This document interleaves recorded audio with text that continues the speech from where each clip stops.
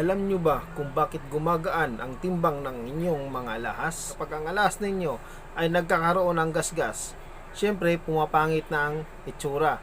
Ngayon, kung gusto nyong gumanda ang itsura, kailangan ninyong ipalinis yan, aalisin yung gasgas, tsaka itubog para magmuka ulit na bago. Pero ang mapayo ko sa inyo mga boss, wag nyo nang gagawin ang magpapalinis ng inyong alahas. Kung gusto nyong gumanda at maalis ang pangingitim ng inyong alahas, ay ipapatubog nyo lang mga boss. Wag nyo nang ipapalinis o ipapaalis yung gasgas. Bakit?